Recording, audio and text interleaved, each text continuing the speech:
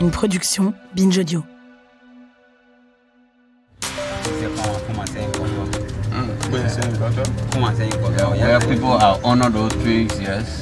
Aujourd'hui, j'ai rendez-vous à la clinique MSF de Bensenville, une ville de 4000 habitants au nord-est de la capitale, entourée de palmiers et de bananiers à perte de vue. Nous sommes venus récupérer Benjamin, un travailleur psychosocial et son équipe. Tout le monde grimpe dans le camion blanc de MSF, direction une petite communauté à quelques kilomètres de là. Au programme du jour, une session de sensibilisation à l'épilepsie dans un petit village reculé. Benjamin et ses collègues vont régulièrement à la rencontre des malades les plus isolés.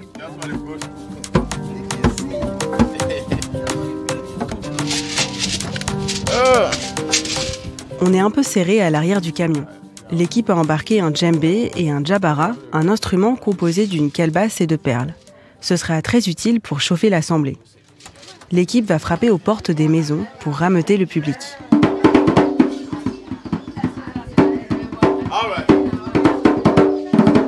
Tout le monde s'installe sous un porche sur la place du village et ça commence.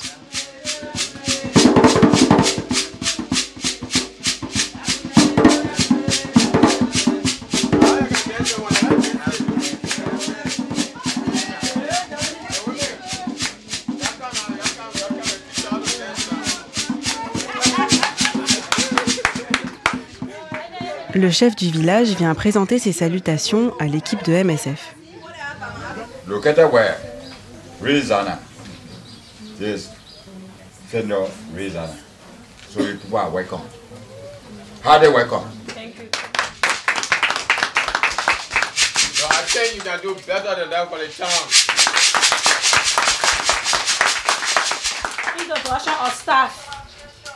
L'équipe se présente en commençant par Benjamin. Au début de la journée, on me l'a présenté comme le clown du service. Et c'est vrai qu'il a la tchatche.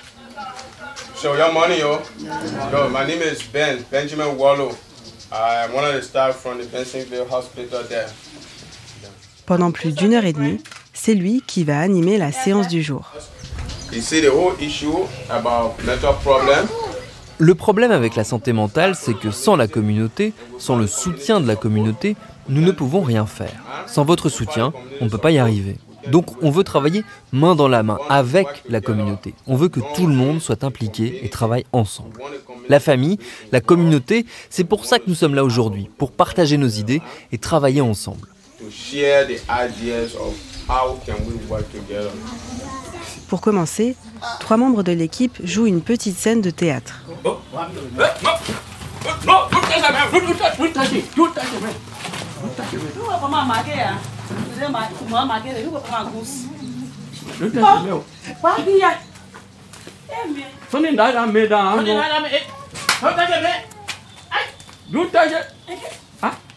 Un homme prend le rôle de l'épileptique, il tombe au sol et mime des convulsions. 2 hommes s'écartent soudainement de lui par peur de le toucher. Une femme arrive en courant. Elle met le malade en position latérale de sécurité. Elle crie sur les 2 hommes, leur explique que l'épilepsie n'est pas une maladie contagieuse. La maladie, je ne peux pas l'attraper, tu ne peux pas l'attraper, c'est dans le cerveau.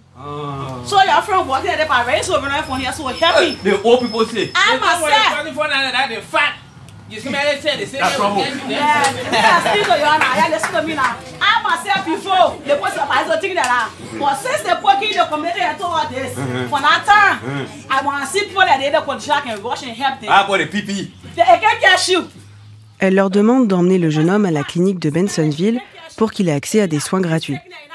Le malade se relève, les hagards, les 2 autres le prennent par le bras et tout le monde sort de scène.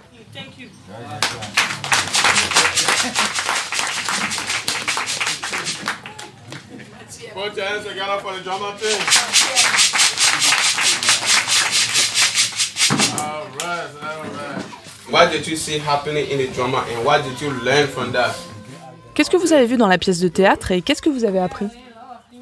J'ai appris beaucoup de choses aujourd'hui. Je vous en prie, levez-vous, je vous écoute. Aujourd'hui, j'ai appris que si quelqu'un tombe à cause de la maladie, il faut l'aider. C'est une maladie du cerveau. Aujourd'hui, j'ai appris ça.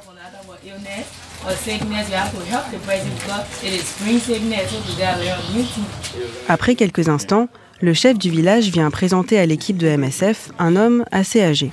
Vous voyez mon frère ici, cet homme? Ouais. C'est mon frère, c'est un bon guérisseur. Ce guérisseur traditionnel reçoit chez lui des membres de la communauté pour diverses maladies et notamment pour l'épilepsie. C'est le premier réflexe chez beaucoup de proches d'épileptiques au Libéria. Consulter le guérisseur du village.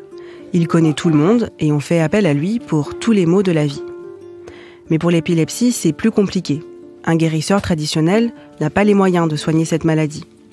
Les remèdes à base de plantes naturelles peuvent aider à soigner les blessures occasionnées par les chutes durant les crises, par exemple. Mais pour traiter le patient et mettre un terme aux crises, l'équipe de MSF recommande de se rendre à la clinique. En venant dans des endroits plus reculés, c'est aussi l'objectif pour l'ONG. Créer un pont entre la clinique et les guérisseurs traditionnels. Merci d'être venu. Nous allons travailler ensemble et désormais, nous sommes des partenaires. Nous allons vous contacter pour créer une relation de travail. Quand vous aurez des patients à nous transmettre, nous pourrons les aider ensemble.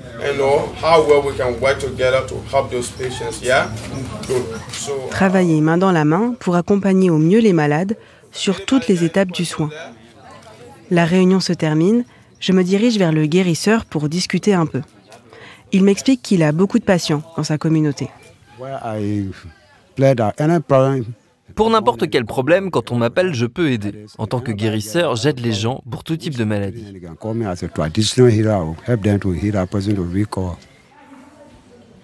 6 d'entre eux sont épileptiques. Pour les aider, il leur administre un remède à base d'herbes médicinales.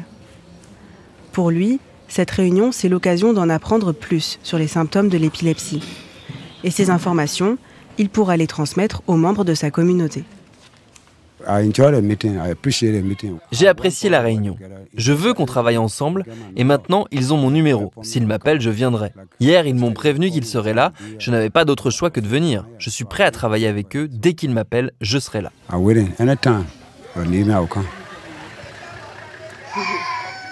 Après notre petite discussion, je fais la rencontre d'un jeune homme de 27 ans, venu spécialement au village pour témoigner de son histoire. On s'isole sur un banc sur la place du village. On a le même âge, le courant passe bien. Pendant plus d'1 heure, il me raconte son parcours de soins. Ok, so can you tell me... Alors, est-ce que tu peux me raconter quand est-ce que tu as fait ta première crise d'épilepsie? Ok. I start treatment from Bessenville. 2017. Ses premières crises sont apparues en 2007. Il a alors 12 ans. Rapidement, dans son village, tout le monde l'encourage à consulter le guérisseur traditionnel. Il s'y rend plusieurs fois, mais sans succès. Les crises continuent et sont de moins en moins espacées. Ses parents tentent alors d'aller voir un autre guérisseur, sans résultat. Sa condition empire. Les crises deviennent quotidiennes. Il est couvert d'hématomes à force de chuter. La situation est très dure à vivre pour lui et sa famille. Dans le village, tout le monde l'évite. Le jeune homme est alors déscolarisé. Ses parents l'envoient chez un autre guérisseur à l'autre bout de la région. On lui applique des herbes traditionnelles sur le corps. Un autre lui administre une sorte de craie blanche utilisée comme remède pour beaucoup de maladies. Pas de résultat. Pour certains, ces crises sont la preuve qu'il est possédé par Mamiwata, l'esprit de la mer. On l'immerge dans l'eau lors d'un rituel, mais les crises continuent. Toutes ces consultations et le transport ont un coût. L'un des guérisseurs demande à la famille $3000 américains. Les parents se démènent, demandent à droite à gauche, mais n'en récoltent que 50. En vain, le remède ne fonctionne toujours pas. Le jeune homme est désespéré. On le pense incurable et proche de la mort. Lorsque ses symptômes sont au plus haut, sa famille l'enferme hors de la vue des autres villageois. Seul, toute la journée dans le noir, il commence à développer une forme de psychose. Il a l'impression d'entendre des voix, des choses. Il devient agressif et s'isole de plus en plus des autres. La situation semble insurmontable.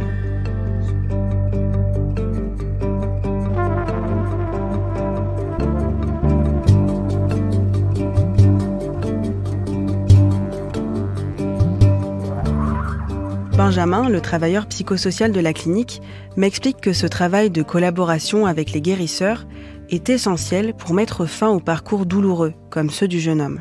So sometimes we do communities meetings, sometimes we go from door to door. Parfois, nous faisons des sessions de sensibilisation dans les villages. Parfois, nous faisons du porte-à-porte. Nous allons dans les écoles pour nos patients scolarisés, afin de mettre fin à la stigmatisation. Nous faisons aussi ça dans les églises, dans le but de diffuser l'information. Even if possible, we go to churches as well and provide awareness.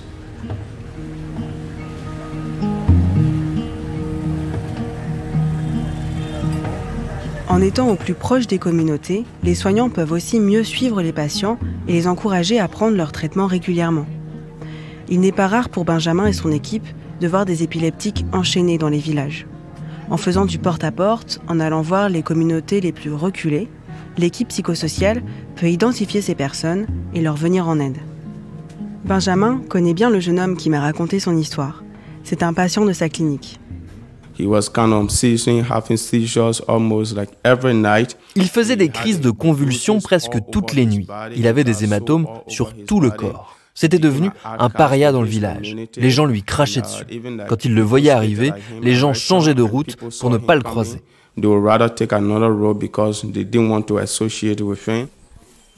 Cette stigmatisation peut engendrer des comorbidités chez les épileptiques, comme la dépression par exemple.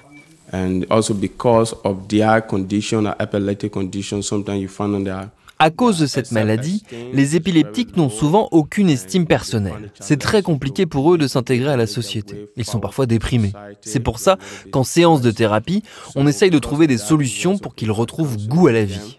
To help them look beyond their situations, find solutions, find meanings in life, find meanings beyond their situations. So, yeah.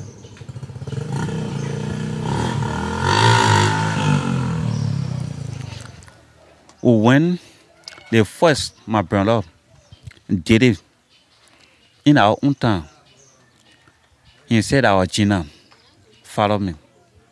He bathed me, he gave me wet chalk to be rubbing it and I sleeping. Le jeune homme me raconte que ce n'est qu'après des années de souffrance qu'il finit par entendre parler de la clinique de MSF. En le voyant aller mieux, les membres de la communauté se rapprochent petit à petit de lui. Avant ça, il était agressif, se battait souvent car il se sentait rejeté. Désormais, les gens l'apprécient, lui apportent de la nourriture et passent du temps avec lui. Aujourd'hui, ça fait 2 ans qu'il prend son traitement régulièrement. Après 2 ans sous traitement, il va beaucoup mieux. Il n'a pas fait de crise depuis cette période et il est désormais intégré dans son village. Les gens qui se moquaient de lui l'apprécient désormais. Certaines personnes lui apportent de la nourriture, discutent et rigolent avec lui. Je veux dire, c'est très intéressant. Il m'a raconté que désormais au village, on l'appelle Lovely 27 parce que quand les gens veulent s'amuser, sourire ou oublier leurs problèmes, ils viennent le voir et parler avec lui. Les villageois sont impressionnés par sa résilience. Et il fait figure d'exemple maintenant. Les gens se disent que s'il a traversé cela, peu importe ce qu'il traverse, ils peuvent le surmonter. À un moment donné, les gens disaient à ses parents qu'il allait mourir. Ses parents pleuraient. Mais désormais, la communauté le voit grandir, être actif, apprendre des choses. Et il les rend si fiers qu'il est devenu le centre de l'attention. Make them feel so proud that they embrace him and they see him as a center of love and hope. Pour Lovely 27, c'est en grande partie ce sentiment d'appartenance à la communauté qui l'a aidé à s'en sortir. Depuis que l'équipe de la clinique fait ses sessions de sensibilisation dans les villages, Benjamin voit une véritable évolution s'opérer.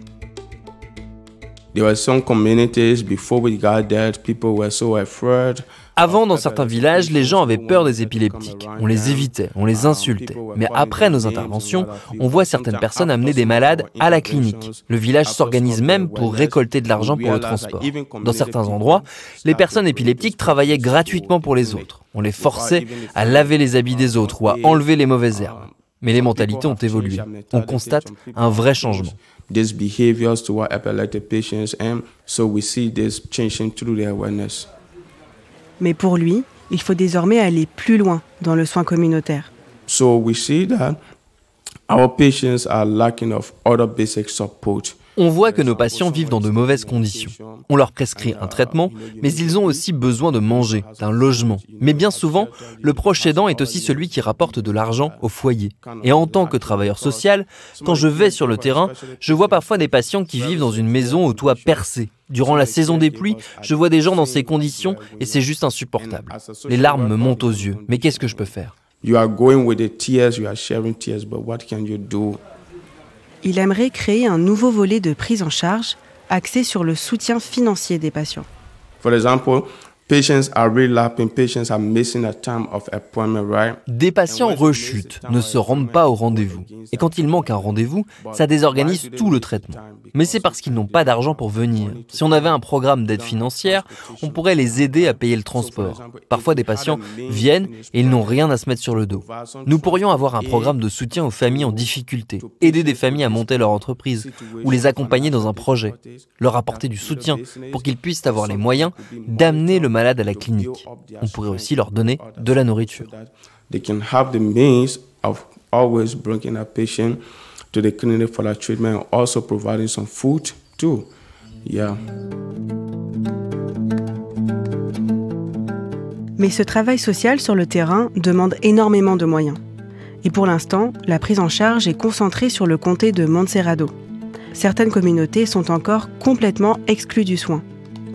J'en ai discuté avec une soignante de l'hôpital psychiatrique du pays, E.S. Grant.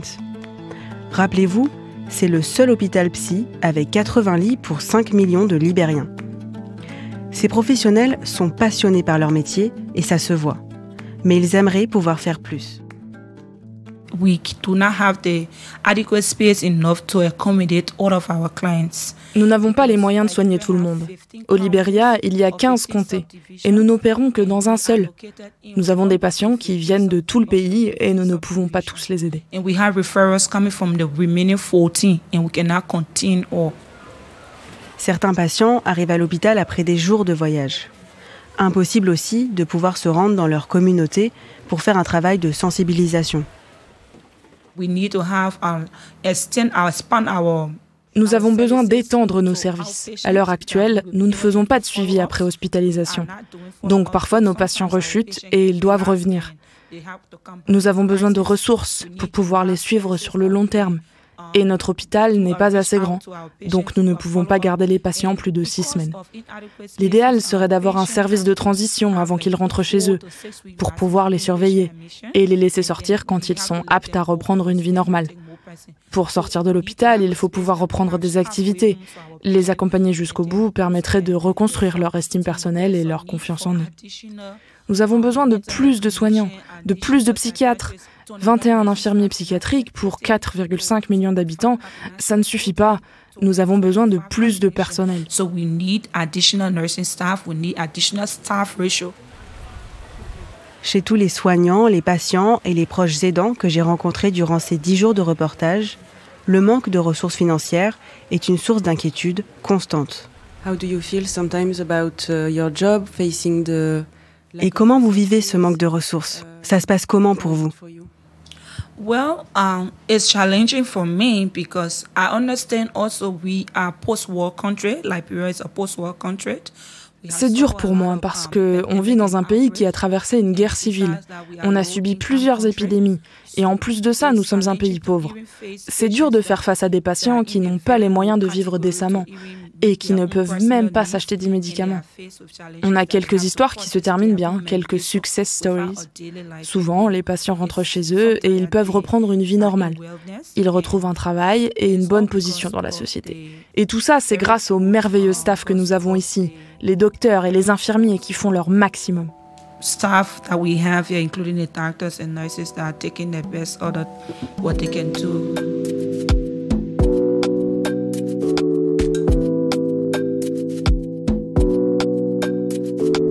L'histoire de Lovely 27 fait partie de celles qui se terminent bien.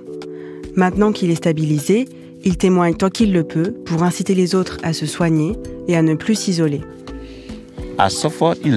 J'ai souffert, mais maintenant ma vie a changé. Pour lui, la prochaine étape, c'est retourner à l'école, pour subvenir aux besoins de sa famille et pour aider sa mère à construire une maison. She suffered bien, that we enjoy. Thank you so much. Thank you.